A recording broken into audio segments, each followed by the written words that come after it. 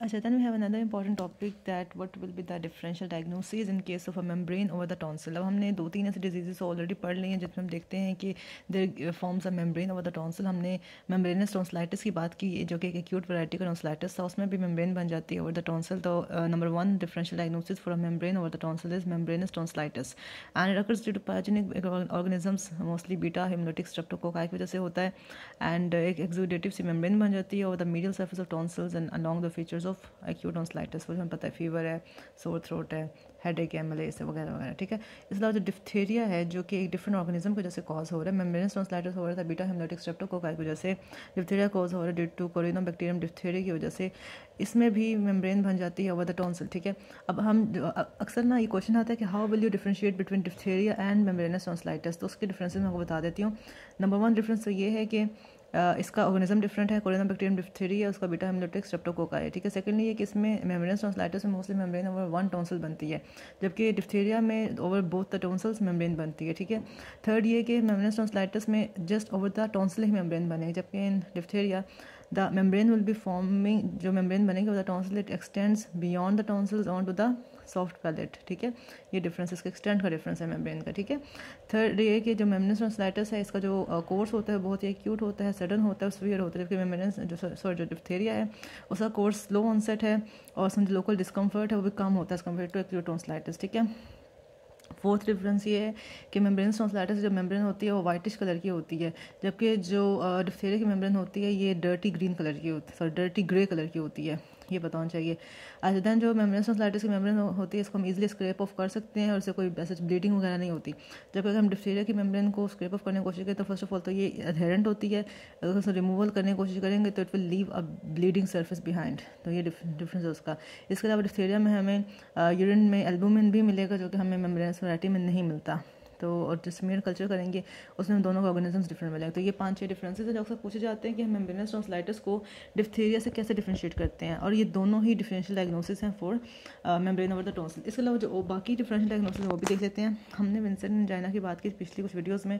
इसका ऑर्गेनिज्म होता है फ्यूजिफॉर्म बेसिला एंड स्पायरोकिट. स्पायरोकिट एक स्पेसिफिक होता है, इसको हम कहते हैं बोरेलिया विंसेंटी. वो कॉज कराता है विंसेंट एंजाइनस में. होता क्या है कि मेम्ब्रेन तो बनती ही बनती है टॉन्सिल के ऊपर, साथ उसके नीचे ना एक अल्सर बना हुआ होता है. तो membrane with ulcer is the characteristic of Vincent angina. ठीक है. और अगेन ये इंसीडियस इन ऑनसेट होता है, लेस फीवर है, लेस डिस्कम्फर्ट है एज कम्पेयर टू टॉन्सिलाइटिस.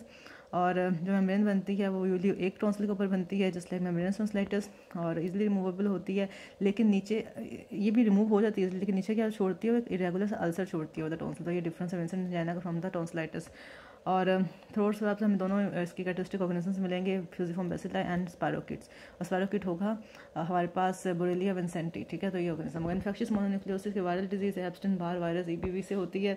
इसमें हमें क्या मिलता है, यंग एडल्ट को मोस्टली इफेक्ट करते हैं. इसमें हमें टॉन्सिल्स के ऊपर मेम्ब्रेन तो मिलेगी, साथ में हमें post auricular lymph nodes palpable मिलेंगे और स्प्लेनोमेगाली मिलेगी. और इसमें हम टेस्ट कर सकते हैं पॉल बनल टेस्ट. पॉल बनल टेस्ट बेसिकली मोनो टेस्ट भी कहते हैं इसको. ये इन्फेक्शन मोनोन्यूक्लियोसिस को आइडेंटिफाई करने के लिए होता है क्योंकि हमें हेट्रोफिल एंटीबॉडी मिलती है इस टेस्ट के जरिए. तो ये भी एक डिफरेंशियल डायग्नोसिस है for membrane over the tonsil.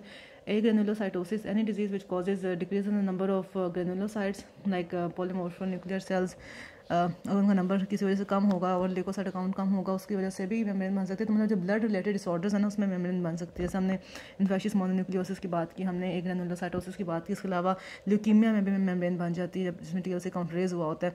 Aphthous ulcer जो हमने मुंह में देखे थे कि लोअर लिप के इनसाइड में बन जाते हैं, चीक्स के इनसाइड बन जाते हैं, वो टॉन्सिल्स के ऊपर भी बन सकते हैं. तो वो भी एक डिफरेंशियल डायग्नोसिस है, उसकी वजह से मेम्ब्रेन बन सकती है. मैलिग्नेंसी अगर टॉन्सिल की वहाँ पे अल्सरेशन बन रही है उसको मेम्ब्रेन ने कवर किया, तो अगर अगर कोई टॉन्सिल की मैलिग्नेंसी शुरू हो रही है तो उसमें भी टॉन्सिल के ऊपर मेम्ब्रेन बन सकती है. अगर ट्रोमेटिक अल्सर है, जैसे हमने टूथब्रश मार दे, हमने उसको किसी वजह से छेड़ने की कोशिश की टॉन्सिल को और वहाँ पे इंजरी हो गई, ट्रॉमा हो गई, तो उसको भी एक क्योर करने के लिए वहाँ मेम्ब्रेन बन सकती है. तो दैट इज़ ट्रोमेटिक अल्सर. उस केस में भी हमें एक अल्सर और एक मेम्ब्रेन मिल सकती है. वो भी डिफरेंशियल डायग्नोसिस होना चाहिए हमारे लिए. कैंडिडल इन्फेक्शन, फंगल इन्फेक्शन में भी मेम्ब्रेन बन जाते हैं. तो ये 10 हमने डिफरेंशियल डायग्नोसिस देखे हैं of the membrane over the tonsil. एक तो था मेम्ब्रेनस टॉन्सिलाइटिस, देन था डिफ्थीरिया, देन था Vincent angina, then we had infectious mononucleosis. 3 disease तो खाली ब्लड की है ना, infectious mononucleosis, granulocytosis, leukaemia, aphthous ulcers, malignancy tonsil, traumatic ulcer, candidal infection of the tonsil. So this is the differential diagnosis for a membrane over the tonsil.